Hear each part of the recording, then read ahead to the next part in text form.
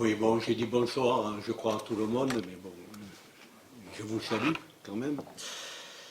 Voilà, si nous avons choisi à l'IHS de commencer cette conférence en traitant de l'histoire du syndicalisme CGT dans le Var, pour aborder les questions qui lui sont posées aujourd'hui, c'est qu'à notre avis, nous ne pouvons pas mesurer et comprendre ce qui se passe dans notre département, en premier lieu la montée de l'extrême droite, si nous ne prenons pas en compte les évolutions qu'il a connues, tant au niveau population, économie, emploi, qu'au niveau politique et syndical, tout en faisant le lien avec les événements au niveau national ou international. Besoin donc de prendre en compte ce qui a existé et ce qui a disparu. Le Var, longtemps qualifié de rouge, un qualificatif qui lui vient du surnom que se sont donnés les insurgés varois contre le coup d'État de Napoléon Bonaparte en 1851, et non pas du fait que la gauche y soit restée longtemps majoritaire, avec une gauche social-démocrate réformiste prépondérante, mais aussi une présence marquée d'une gauche révolutionnaire de classe avec un certain nombre de bastions. Une forte structuration ouvrière et syndicale, y compris dans l'agriculture durant un temps, a permis, malgré de réelles difficultés, la mise en place de solidarités concrètes, de forger aussi un fort sentiment internationaliste et de développer de nombreuses luttes revendicatives fortement marquées par des rapports de classe assumés.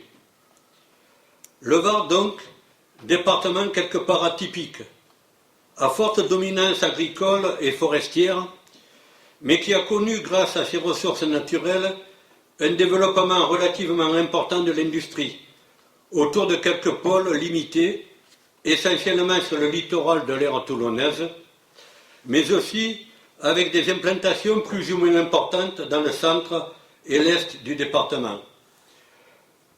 Nous commémorons cette année les 90 ans du Front populaire. Les années 30 seront donc le point de départ de cette introduction. Mais auparavant, je voudrais évoquer un des aspects qui a façonné la réalité du Var, terre d'accueil, terre d'immigration, notamment pour l'immigration italienne dès la fin du XIXe et au début du XXe siècle. En 1914, par exemple, sur les 220 ouvriers et ouvrières des Tuileries Boyer à Sifour, 210 sont d'origine italienne. La progression démographique à l'époque est alors importante. Le Var est passé de 105 000 habitants en 1919 à près de 400 000 en 1936, conséquence de la présence étrangère et de l'apport migratoire venu d'autres régions françaises. En 1935, le Var est le 6e département pour le total des personnes étrangères, le second pour le total des naturalisés. Entre les deux guerres, l'immigration italienne reste majoritaire, mais on assiste à une diversification dans les années 30, la guerre civile espagnole poussant de nombreux Espagnols à s'expatrier, puis à partir des années 50, c'est celle du Maghreb qui devient prépondérante, suivie de celle venant d'Afrique subsaharienne. Entre 1955 et 1959, la proportion des Maghrébins dans le BTP dépasse les 50%, sur tous les chantiers BTP, dans les industries, dans les entreprises sous-traitantes de la marine, les manœuvres maghrébins sont désormais à la tâche, rejoints par les Africains, qui seront notamment les piqueurs de rouille sur les bateaux de la Seine ou de l'Arsenal. Cette main-d'œuvre est un apport essentiel et indispensable pour l'économie du pays, comme de notre département. Un journal de 1964 titrait « À l'usine, sur le chantier, un ouvrier sur 3 n'est pas français ». Et il précisait, parmi ces 3 millions de personnes, il y a ceux qui sont recrutés à l'étranger et qui viennent sur contrat, il y a ceux à qui la France est ouverte librement par les accords d'Évian ou les accords de coopération, et enfin il y a ceux qui franchissent clandestinement nos frontières. Tous viennent en tout cas renforcer notre main-d'œuvre. Et il terminait en citant le directeur national de l'Office d'immigration, je cite, « La France a besoin de main-d'œuvre étrangère du fait de son expansion économique qu'elle connaît depuis un certain nombre d'années. À partir des années 70, cette immigration de travail se tarit et les arrivées auront plus souvent comme motif le regroupement familial ou les études. À compter de 68, le Var connaîtra une baisse constante de la part des immigrés dans la population. 11,6% en 68, 7,8% en 2021, passant de la 6e place pour la proportion d'immigrés à la 42e. L'intégration des populations migrantes n'a pas été un long fleuve tranquille, xénophobie et solidarité s'entremêlant tout au long du siècle. Des attitudes de rejet ne vont pas manquer de se manifester, y compris dans le monde du travail, quelle que soit la nationalité et la religion. Mais à la xénophobie ouvrière se mêle aussi une solidarité entre ouvriers français et étrangers. Cette solidarité pour laquelle la CGT a joué un rôle prépondérant s'est traduite par de nombreuses actions, y compris la grève, souvent autour de revendications d'égalité de traitement, notamment salarial. André reviendra sur cet aspect dans un moment. Revenons donc à la situation du Var dans les années 30. L'eau de nos rivières permet le travail des tanneurs. Ils sont 450 à Barjol. La forêt, au-delà de l'exploitation du bois, contribue notamment dans le massif des Maures au maintien de l'industrie du liège et à l'emploi de centaines de bouchonniers.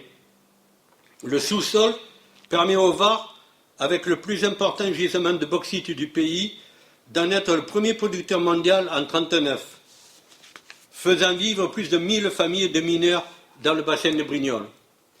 À cela s'ajoutent des usines de céramique, de tuiles, comme dans la région de Salerne ou à Sifour.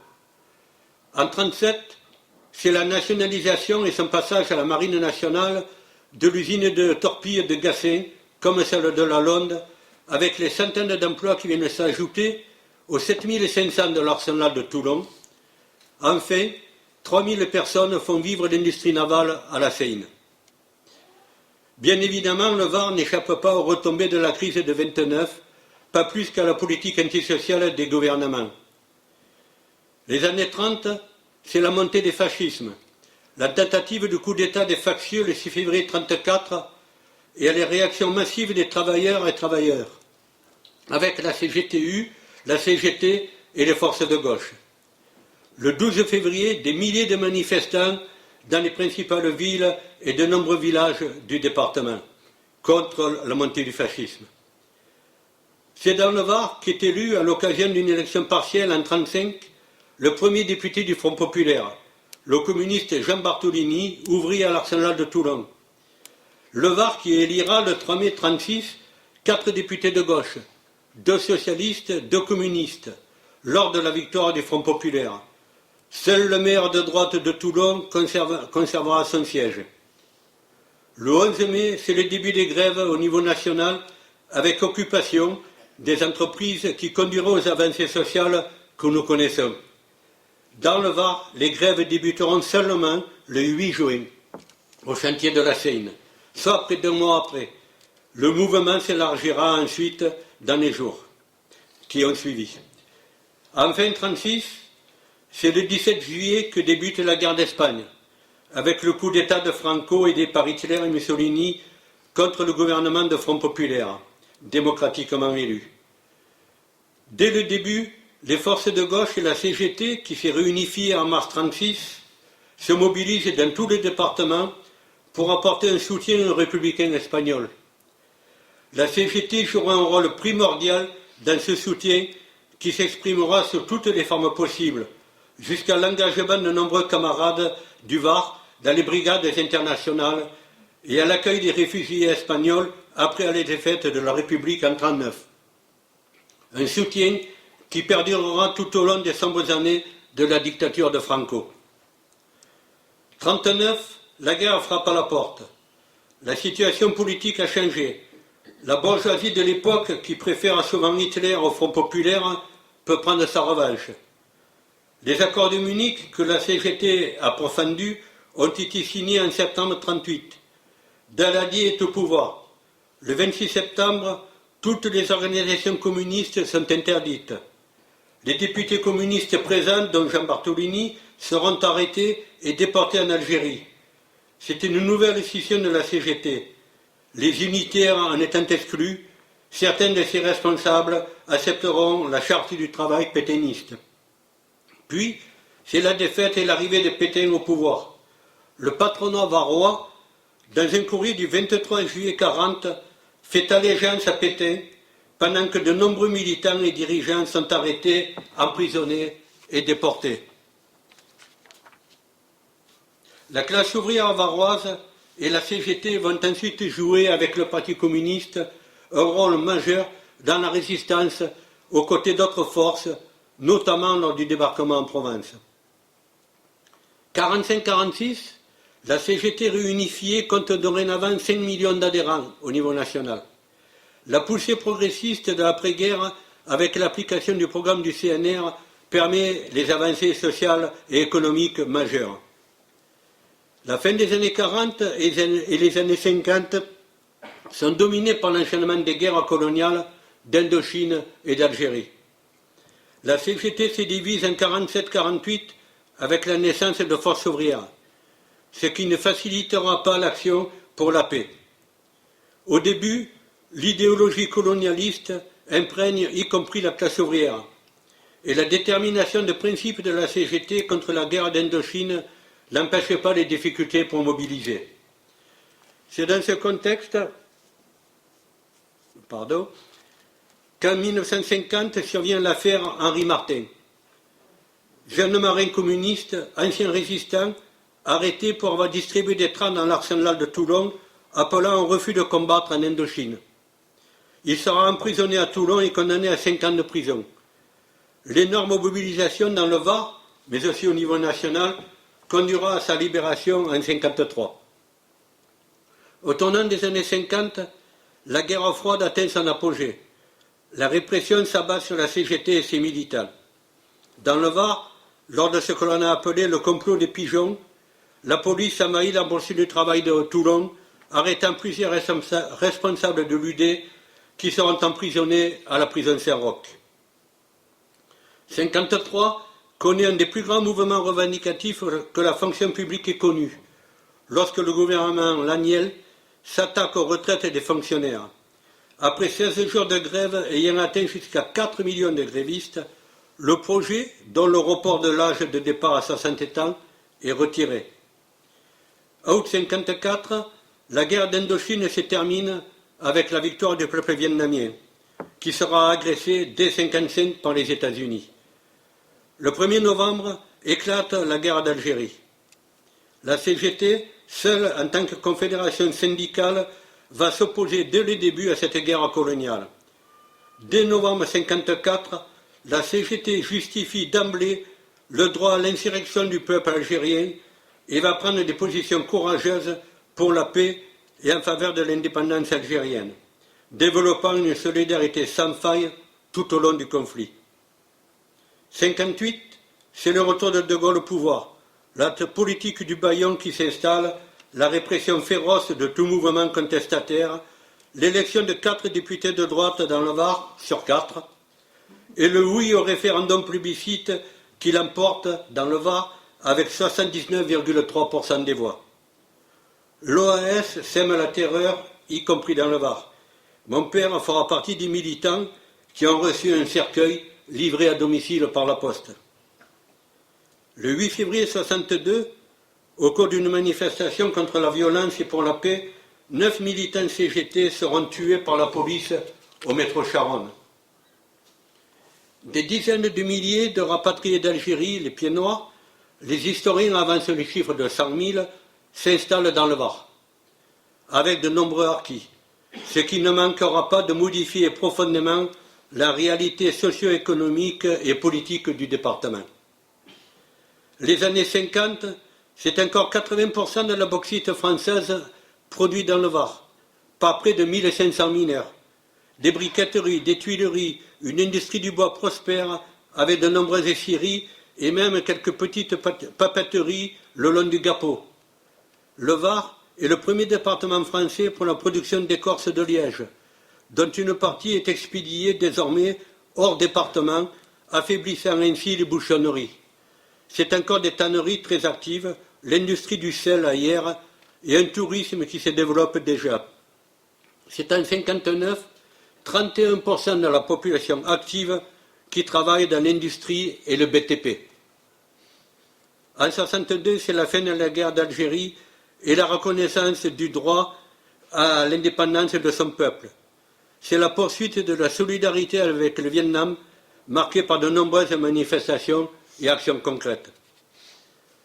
64-65, le Var se mobilise massivement pour la survie des chantiers de la Seine. Mobilisation gagnante et prélude à celle de 68, avec ses occupations d'entreprises, de magasins, de services publics qui conduiront aux avancées sociales que l'on connaît sans le changement politique espéré. La crise des années 70, avec le choc pétrolier, marque le début de la crise structurelle du capitalisme mondialisé.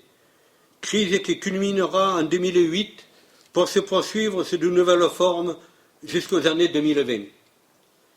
C'est tout le système capitaliste qui est secoué, conduisant les gouvernements de chaque pays à s'adapter en permanence.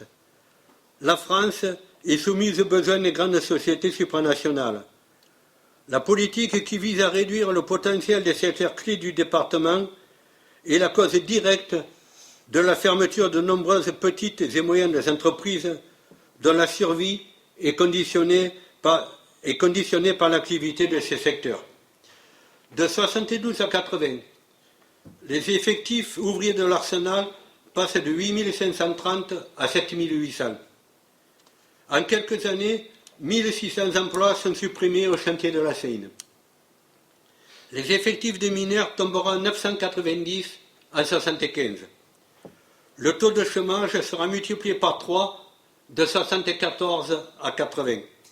Le Var étant alors en 3e position au niveau national. Les services publics et administrations font aussi des frais de cette politique. 74 verra ainsi la plus grande grève de l'histoire des PTT, grève gagnante d'un mois qui empêchera notamment les télécoms de basculer dans l'escarcelle des trusts américains. La décennie connaîtra une densité de lutte exceptionnelle dans les mines, les tanneries, le BTP, les chantiers et bien d'autres secteurs. 72, c'est la signature du programme commun de gouvernement par les partis de gauche, salué par la CGT et ouvrant une perspective de changement. Puis sa rupture en 77 et l'échec de la gauche aux législatives de 78. C'est la CFDT qui se recentre. Et c'est aussi, en dehors des périodes de 36 et de la libération, le point culminant du nombre d'adhérents à la CGT, en France et dans le Var. Mais elle marque aussi la fin des effets de la vague contestataire post-68. C'est aussi le développement de la présence de l'armée dans le nord du département, l'accélération du développement de l'industrie touristique, la principale source de revenus étant maintenant le climat et la beauté du pays. Les non-varois, français et étrangers, possèdent par exemple 54% des terrains privés de Sainte-Maxime. C'est encore la poursuite de notre solidarité au peuple vietnamien jusqu'à sa victoire sur l'impérialisme américain en 1975. Et la décennie se terminera par l'arrivée au pouvoir de Margaret Thatcher au Royaume-Uni et suivie de près par Reagan aux États-Unis. Le 10 mai 1981, la gauche arrive au pouvoir avec des avancées économiques et sociales non négligeables. Mais très vite, les logiques de transformation sociale cèdent la place à la rigueur, nourrie de réalisme économique, pour reprendre une expression chère aux dirigeants de l'époque. La vague néolibérale va emporter les grèves, défensives certes, mais actes de résistance forts ayant eu le mérite d'exister. Elle va emporter les grèves, les manifestations, les occupations d'entreprises, les opérations villes mortes comme à la Seine et Brignoles, faisant fi de la mobilisation de dizaines de milliers de Varois pour la défense de notre économie. La CGT et les salariés articulant dans les luttes contestations et contre-propositions économiques, revendications et gestion, comme lors du conflit des Manupro de la Garde ou de celui victorieux des 81 communaux de la Seine. Certaines luttes, comme celle des infirmières en 88, voient la naissance de coordination en dehors des syndicats. 83 voit la fermeture de la dernière tannerie du département.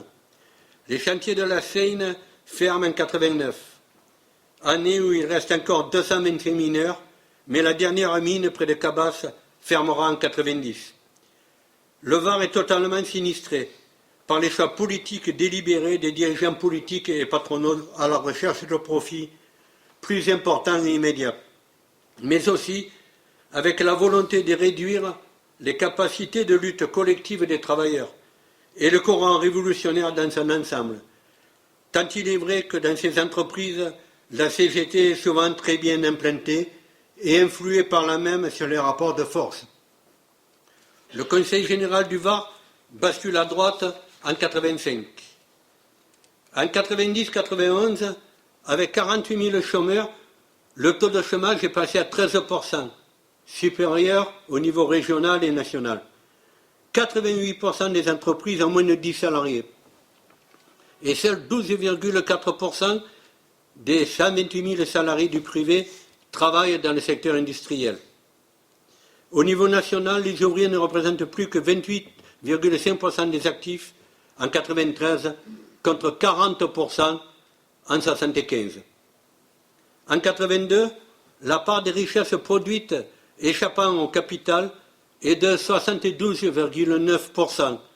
Elle tombera à 64% en 1989, soit en dessous de celle des années 60. Quels que soient les infléchissements qui ont suivi au gré des alternances politiques, la vague néolibérale bouscule des décennies de cadres et de garanties de l'État social, réformes de 81-82 comprises, parfois avec le concours actif des vainqueurs du 10 mai 81 ou de leurs héritiers. En 20 ans, le bouleversement ne fait pas de doute, d'autant plus traumatisant qu'il fait suite à une phase de conquête.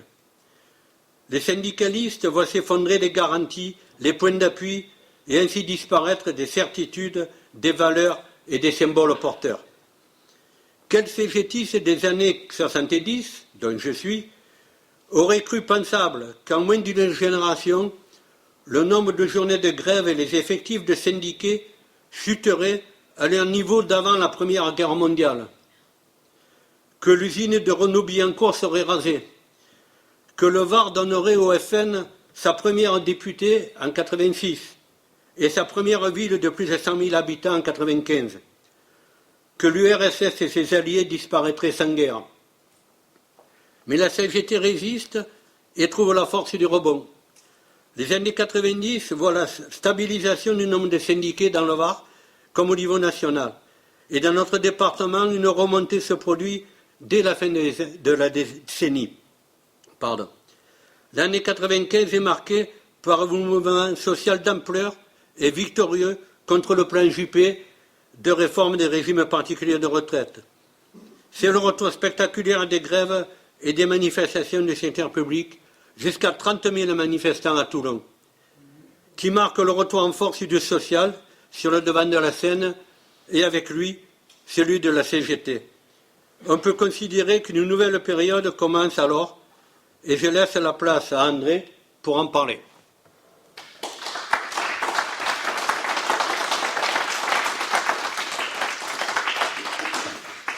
Merci Alain pour cet exposé très riche et intéressant. Donc, André, à toi. Bien. Alors, mon intervention portera sur la résistance syndicale face à la crise du capitalisme, au racisme et à la montée de l'extrême droite dans le Var. Alors, si nous avons choisi de commencer cette conférence par l'histoire du syndicalisme varois, ce n'était pas pour regarder le passé avec nostalgie, c'était pour mieux comprendre le présent. Car ce qui se joue aujourd'hui dans le Var ne tombe pas du ciel. La montée des inégalités, la fragilisation du travail, le recul des solidarités la progression de l'extrême droite et du racisme ne sont pas des phénomènes isolés. Ils s'inscrivent dans les transformations profondes du capitalisme contemporain en crise dont nous parlerons tout à l'heure. Transformations qui prennent dans notre département une forme concrète, visible, quotidienne.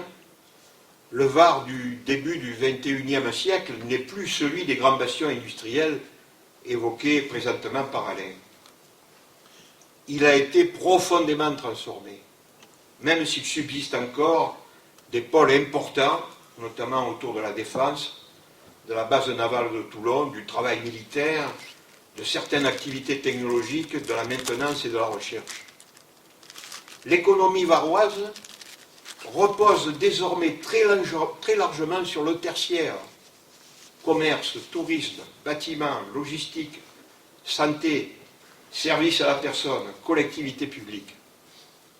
Ajoutons à cela que l'agriculture, bien que minoritaire en emploi, reste présente dans le Var, notamment à travers la viticulture. Nous avons les côtes de Provence, Bandol, mais aussi à travers l'horticulture et le maraîchage.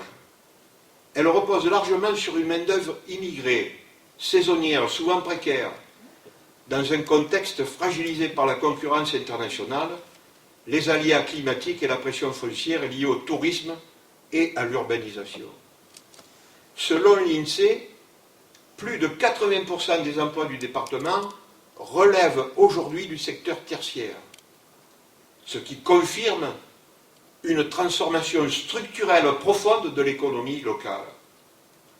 Le Var est ainsi devenu un département où l'emploi est majoritairement dispersé, fragmenté et moins organisé collectivement que les bastions ouvriers dont nous a parlé Alain tout à l'heure. Autrement dit, un tissu économique dominé par les emplois souvent plus précaires, plus saisonniers et moins structurés syndicalement. Derrière l'image d'un département attractif et prospère, existe une autre réalité, celle des milliers de salariés vivant avec des revenus modestes, des contrats courts, des temps partiels imposés, des horaires éclatés et parfois la peur du lendemain.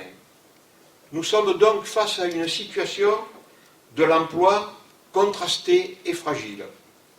Les données de l'INSEE mettent en évidence cette fragilité structurelle dont je parlais tout à l'heure dans le département. Le taux de chômage global du Var se situe généralement entre 10 et 12%, donc supérieur à la moyenne nationale qui est environ de 7 à 8%. Chez les jeunes, 15 à 24 ans, le chômage atteint 25 à 30% selon les zones et les périodes, soit environ un jeune actif sur 4, voire 1 sur 3 dans certaines aires urbaines. Pour les 55-64 ans, le taux de chômage reste très élevé, environ 10 à 12% selon les années INSEE, avec bien entendu une difficulté marquée de retour à l'emploi. Ces chiffres traduisent une double réalité. Une entrée dans la vie active marquée par la précarité et le chômage pour les jeunes, l'exclusion progressive du marché du travail pour une partie des seniors. Derrière l'image touristique et la richesse apparente, la précarité est donc bien réelle. Certes, le tourisme crée de l'activité, mais il produit aussi une forte dépendance saisonnière. Dans l'hôtellerie-restauration, le commerce littoral, les campings, les services estivaux, beaucoup enchaînent contrats courts, périodes d'intense activité et mois d'incertitude. Dans la grande distribution, le nettoyage, l'aide à domicile, la sécurité privée, la livraison ou la logistique, beaucoup subissent temps partiel, amplitude horaire lourde, polyvalence forcée et pression managériale. Le capitalisme contemporain ne détruit pas seulement l'emploi, il transforme une part croissante du travail en instabilité permanente. Et cela affaiblit les capacités de résistance collective. Quand on change sans cesse d'employeur, quand on dépend d'un renouvellement de contrat, quand on travaille de façon isolée, il devient plus difficile de se syndiquer, de se réunir, de faire grève. De plus, dans le Var, cette réalité est aggravée par la question du logement. Selon l'INSEE, le département compte plus de 750 000 logements, dont près d'un quart en résidence secondaire, avec des niveaux encore plus élevés sur le littoral. Cette pression foncière rend l'accès au logement difficile pour les jeunes actifs, les saisonniers, les familles populaires et même une partie des classes moyennes. Beaucoup travaillent à Toulon, Hyères, Fréjus, Saint-Raphaël ou Sainte-Maxime sans pouvoir y habiter. Ils s'éloignent donc vers l'intérieur du département avec davantage de transport, de fatigue, de dépenses contraintes. Autrement dit, même avec un emploi, vivre dignement devient plus difficile dans le Var. Mais le Var n'est pas seulement un territoire touristique, c'est aussi un département marqué par la pauvreté et les fractures sociales. Toujours selon l'INSEE, le taux de pauvreté se situe dans le Var autour de 15 à 16%, soit plus de 160 000 personnes concernées. Chez les jeunes, la précarité est encore plus élevée, notamment dans les zones urbaines comme Toulon, La Seigne, Draguignan ou Fréjus. Cela signifie qu'une partie importante de la population vit avec de grandes difficultés, pendant que l'image dominante reste celle de la réussite résidentielle et du soleil. Cette contradiction nourrit frustration, colère et sentiment d'injustice. Il faut également noter que le territoire varois n'est pas homogène. Il est profondément inégal. Il y a un littoral attractif, mais cher, saturé, soumis à la spéculation immobilière. Il y a un centre Var, le Haut-Var, les zones rurales ou périurbaines confrontées à d'autres difficultés, en particulier les accès aux soins plus difficiles, les transports limités, des emplois plus rares et l'éloignement des services publics. Quand la poste ferme, quand l'école perd des moyens, quand il faut des mois pour voir un médecin, beaucoup ont le sentiment d'être abandonnés. Et ce sentiment, s'il n'est pas pris en charge socialement, politiquement et syndicalement, il peut être capté par les forces réactionnaires. Notons aussi que dans le Var, les services publics sont sous pression. L'hôpital public, notamment, autour de Toulon, La Seigne, connaît depuis des années les effets des politiques d'austérité, manque de personnel, urgences saturées, épuisement des soignants, tensions durables.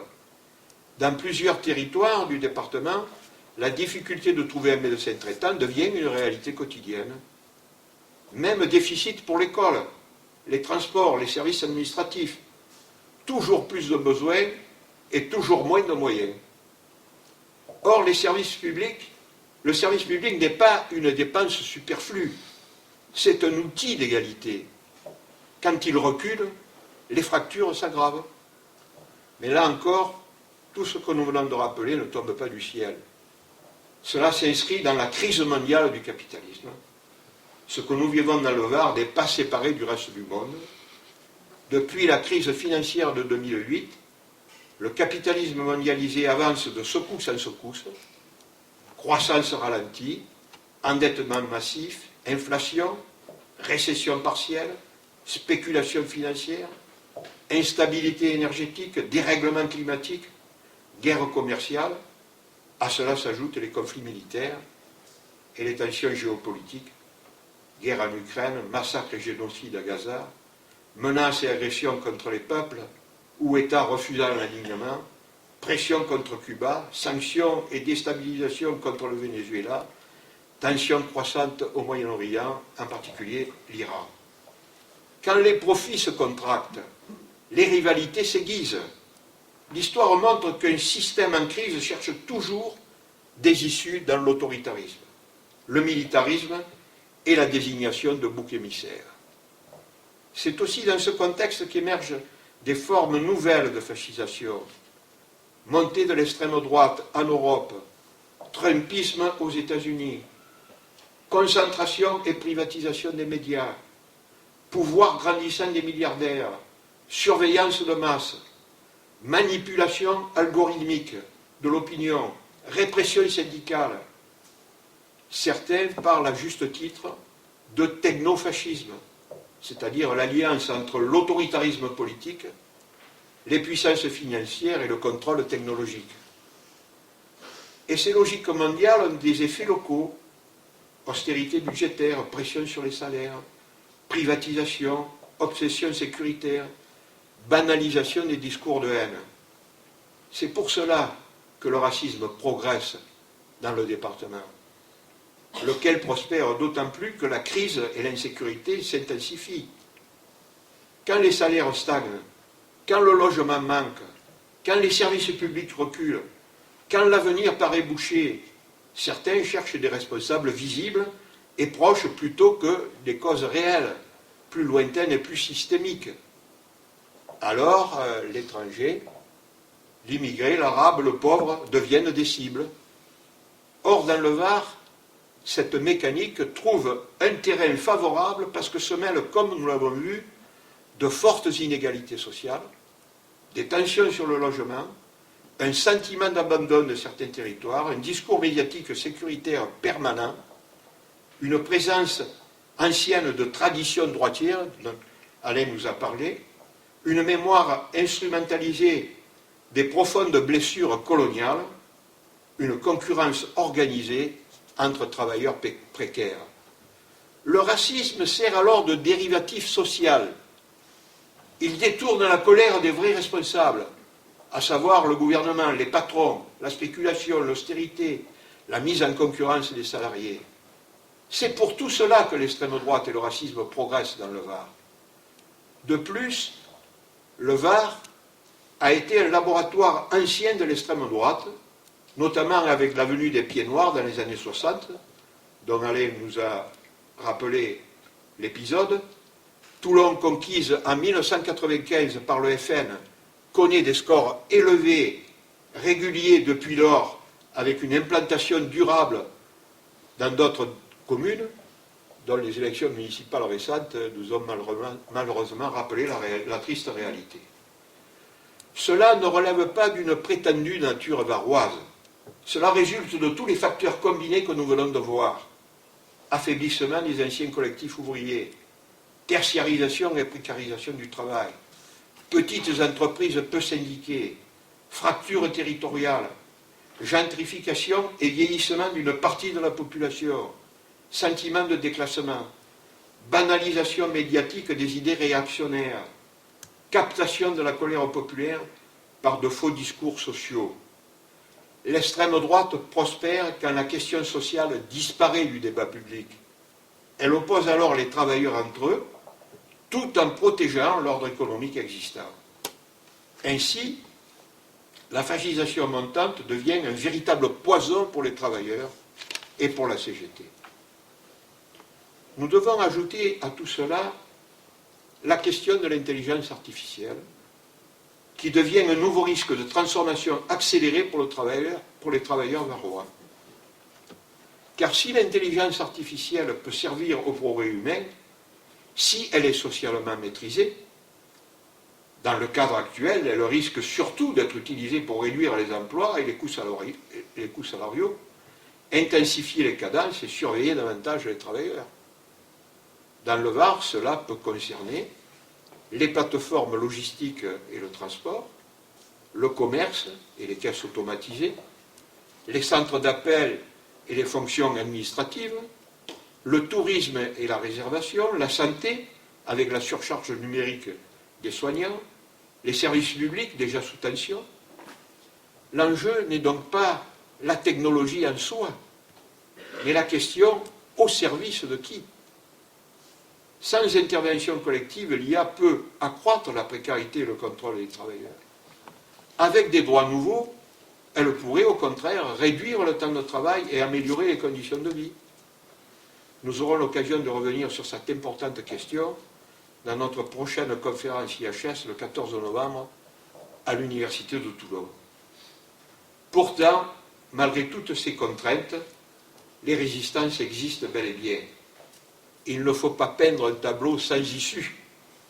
Dans le Var, ces dernières années, et aujourd'hui encore, il y a eu de nombreuses mobilisations contre les réformes des retraites, pour l'hôpital public, les transports, le commerce, les collectivités, l'éducation nationale, lors de mouvements interprofessionnels et pour la paix.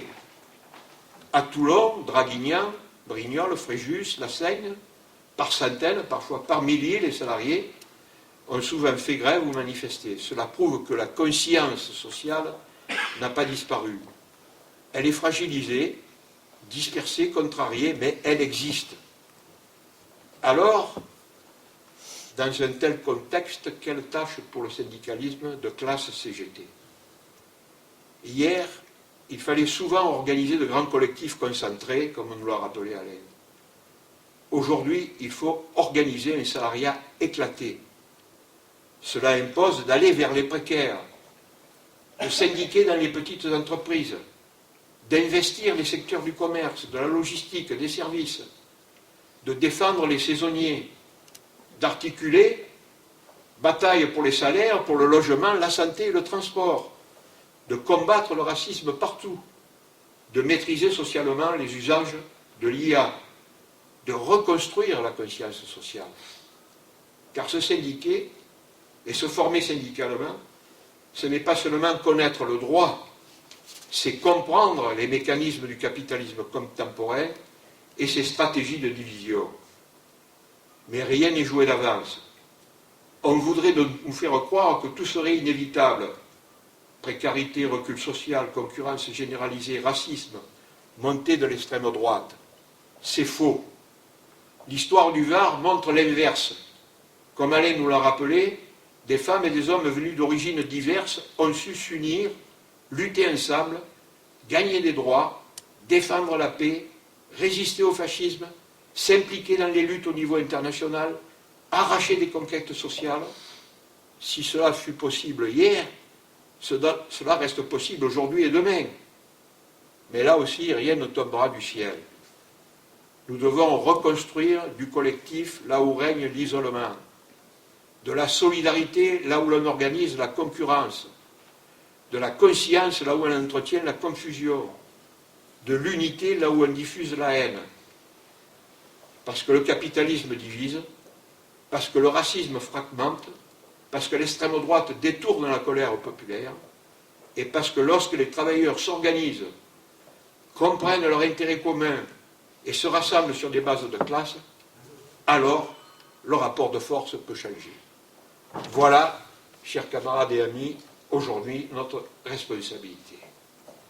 Merci à tous.